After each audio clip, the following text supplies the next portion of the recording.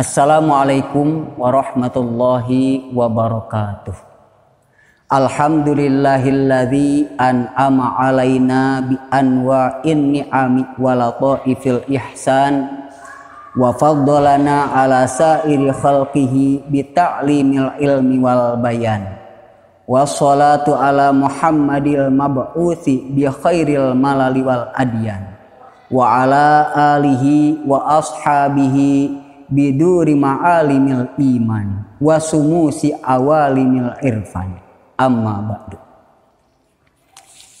Pada kesempatan yang berbahagia ini, izinkan terlebih dahulu saya memperkenalkan diri. Nama saya Kamaluddin, guru AKPK dari UPTD SMPN Negeri 1 Bojong.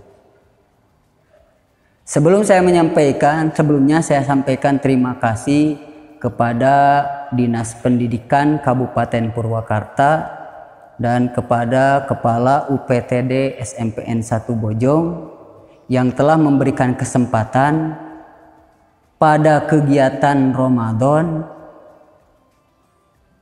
dalam rangka kegiatan masantren di sekolah, yaitu dalam kajian Kitab Ta'limul Muta'allim yang langsung digagas oleh Dinas Pendidikan yang bekerja sama dengan guru-guru AKPK Kabupaten Purwakarta yang ditayangkan di channel Linuhum. Adapun pada kesempatan kali ini saya akan membahas mengenai hal-hal yang mewarisi atau menyebabkan lupa atau hilangnya hafalan. Mungkin pada kesempatan ini kita simak bersama-sama langsung pada Kitab Ta'limul Muta'allim. Bismillahirrahmanirrahim. Dalam redaksi Kitab Ta'limul Muta'allimnya, wa amma ma yurisun nisyan fal ma'asi wa kasratu dzunubi wal humumi wal ahzani fi umurid dunya wa kasratul istighali wal ala'i. Wa ammama, adapun hal-hal yurisu yang mewarisi atau menyebabkan anisyana, lupa atau hilangnya hafalan, pal ma'asi, maka diantaranya banyak berbuat maksiat, wa kasratu dzunubi, dan banyak melakukan dosa, wal humumi, dan banyak merasa bingung, wal ahzan, dan merasa prihatin, fi umuri dunya, di dalam menghadapi berbagai urusan dunia, wa kasratul istighali, dan banyak menyibukkan diri, wal alaiki, dan hal-hal yang berkaitan dengan umuri dunia, perkara-perkara dunia. Wa qad dzakarona, dan telah berkata kepada kita semua, salah satu ulama mengatakan, annahu la yambaghi lil akili ayyuhtama li amri dunya li annahu yadurru wa la yanfa. Wa qadzar annahu, sesungguhnya hal itu, la yambaghi, tidak butuh, tidak perlu, lil akili, bagi orang yang berakal, mempunyai akal, ayyahtama, merasa susah, merasa bingung, li amri dunya, dengan urusan-urusan dunia. Apa sebabnya? Li annahu, karena sesungguhnya amri dunya, urusan-urusan dunia, yadurru walayan pa'u, dapat berakibat, bermadorot, dan tidak bermanfaat. Wa humumud dunya la yahtalu anid zulmati fil qalbi wa humumul akhirati la takhlu anin nuri fil qalbi. Selanjutnya, wa humumud dunya, sedangkan merasa bingung tentang urusan dunia, la tahlu an zulmati fil qalbi, menyebabkan gelapnya hati. Wa humumul akhirah, sedangkan merasa bingung, merasa susah urusan akhirat, la tahlu anin nuri fil qalbi, berdampak mengakibatkan cahaya di dalam hati. Efeknya wayudharu, dan akan terlihat jelas asaruhu, hasil dari memikirkan urusan akhirat pisolati, di dalam sholatnya. Orang yang tidak sibuk urusan dunia, tidak terlalu memikirkan, tidak sampai bingung dengan urusan dunia, maka hasil ketika kita memikirkan urusan akhirat akan jelas terlihat pada pelaksanaan ibadah sholat itu. Khusus pada bulan Ramadan mungkin ada ibadah sunnah yang tidak dilaksanakan di luar Ramadan, yaitu sholat tarawih. Selanjutnya, pahamu dunya yamna'u anil khairi wa hamul akhirati yahmaluhu alaihi. Pahamu dunya, maka merasa bingung urusan dunia, yamna'uhu anil khairi, hal itu dapat mencegah, menghalangi anil khairi, daripada berbuat kebaikan. Wahamul akhirati, sedangkan merasa susah, merasa bingung urusan memikirkan urusan akhirat, yuhmiluhu alaihi, justru itu yang membawa kita kepada hal kebaikan, mendorong kita melaksanakan hal-hal kebaikan. Wal istighalu bisolati, sedangkan menyibukkan diri dengan melaksanakan sholat alal khusu'i, secara khusu, wa tahsilil ilmi, dan menghasilkan ilmu, yunfil hamma wal hazan, hal itu dapat menolak, menghilangkan kesusahan serta rasa-rasa bingung. Seperti diceritakan dalam sebuah nasib qasidah, kama qala Syekhul Imam Nasr bin Hasan al-Murghinani fi qasidatin lahu. Bunyi qasidahnya seperti ini. Ista'in Nasr bin Hasan fi kulli ilmin yuhtazan, dzakal ladzi yunfil hazan wa ghairuhu la yuktaman. Ista'in Nasr bin Hasan fi kulli ilmin yuhtazan, dzakal ladzi yunfil hazan wa ghairuhu la yuktaman. Ketika diartikan kurang lebihnya seperti ini. Ista'in, minta pertolonganlah. Nasr bin Hasan, ya Nasr bin Hasan, wahai Nasr bin Hasan.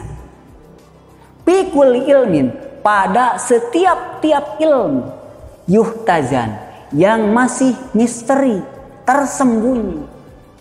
Artinya ketika meminta pertolongan itu kita harus menggali hal-hal yang belum kita kenal, kita gali, kita teliti.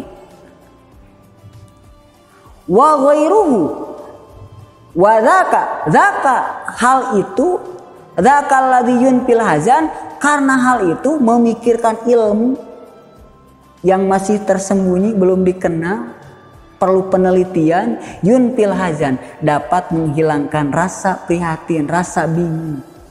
Wa ghairuhu, dan selain memikirkan ilmu pengetahuan, la yu'taman, hal itu tidak manfaat, tidak aman, tidak dapat dipercaya. Dan ada qasidah yang lain, wa Syekhul Imam al-Ajal Najmuddin Amr bin Muhammad An-Nasafi fi ummi waladihi syi'run.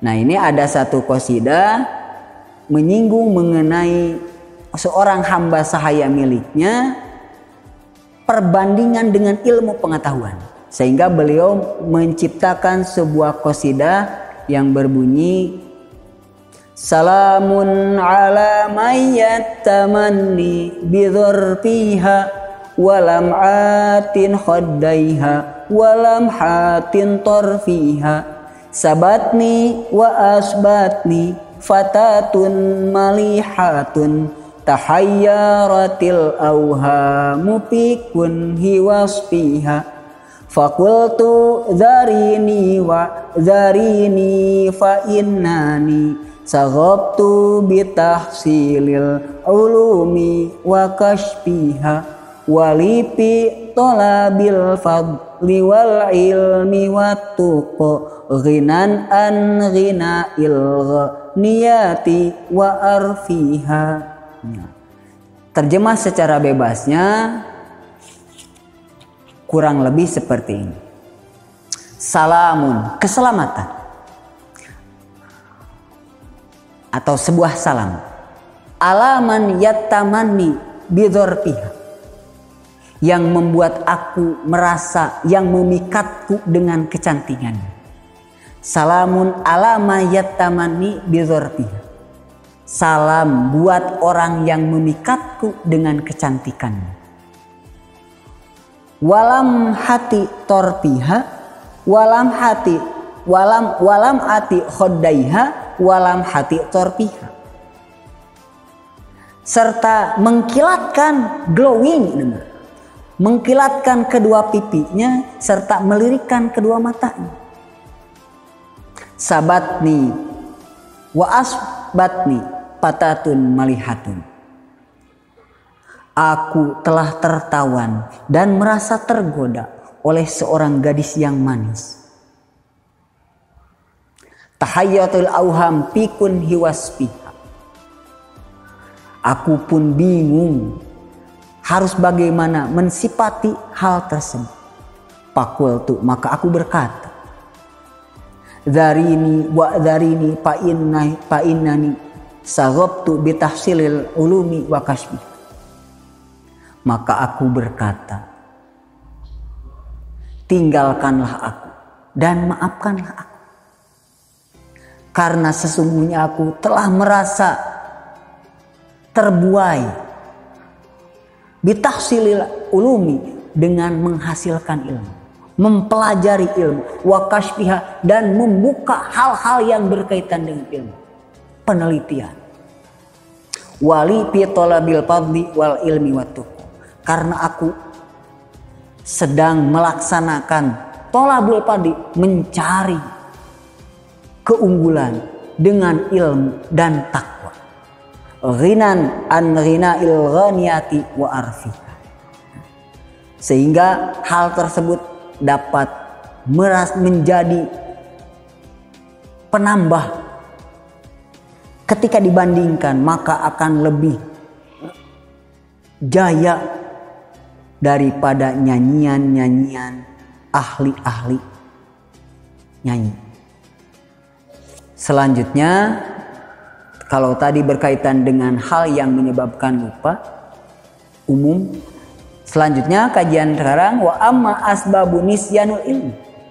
Adapun hal-hal yang menyebabkan lupa atau hilangnya ilmu, di antaranya fa'aklu kuzbarati rutbati, yaitu memakan ketumbar basah, watufahul khomidi, dan memakan buah apel yang kecut, masam, masih mentah, wan nadru ilal masrubi, dan melihat pakai mata langsung, nadru ilal masrubi, pada orang yang sedang dipancu atau disalib. Wa qiraatu lauhil kuburi, dan membaca papan atau batu nisan. Kita suka penasaran, batu nisan siapakah ini? Itu tidak boleh, hal tersebut dilarang. Wal mururu bainal qitaril jamal, dan mondar mandir bolak-balik di antara barisan unta. Wa ilqaul kumalil hayyi alal ardi, dan membuang kotoran rambut kutu yang masih hidup ke tanah. Wal hujamatu an nukratil qafa, dan dibekam diambil darah ala nukrotil kofa, di tengkuk sebelah belakang, bagian belakang. Nah, tengkuk belakang, pundak. Dari runtuyan bab tersebut, patajan nabu, maka tinggalkanlah hal-hal tersebut yang telah disebutkan, diantaranya memakan ketumbar basah, memakan buah apel yang masih mentah masam, melihat orang yang dipancung, wakiroat, dan membaca batu nisan, tulisan di batu nisan, dan melewati barisan unta, membuang kutu yang masih hidup, kotoran rambut, wal hujamatu, termasuk dibekam, diambil darah pada bagian tengkuk belakang. Patajan nabuha kul, karena sesungguhnya tinggalkanlah hal tersebut, kuluha, karena sesungguhnya hal itu turisun nisya, menyebabkan lupa. Mungkin pembahasan kali ini dicukupkan sekian. Mohon maaf atas segala kekurangan. Kita simpulkan saja dari tadi.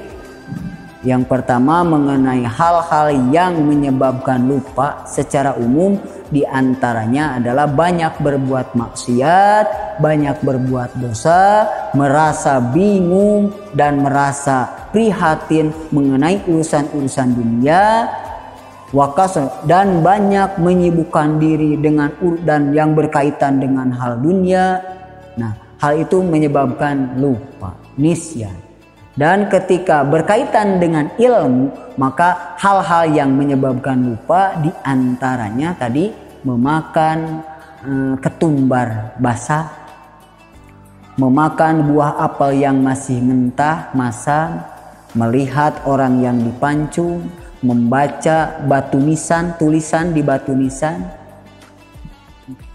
bolak-balik di antara barisan unta, dan membuang kutu atau kotoran rambut yang masih hidup ke bumi pada tanah, dan mengeluarkan darah, dibekam pada bagian tengkuk di belakang. Nah, hal itu semuanya menyebabkan, salah satunya menyebabkan lupa atau hilangnya hafalan. Mungkin dari saya dicukupkan sekian. Terima kasih atas segala perhatian, mohon maaf atas segala kekurangan. Apabila pada materi kali ini banyak kata-kata yang salah, mohon maaf, nanti bisa dibetulkan di kemudian hari.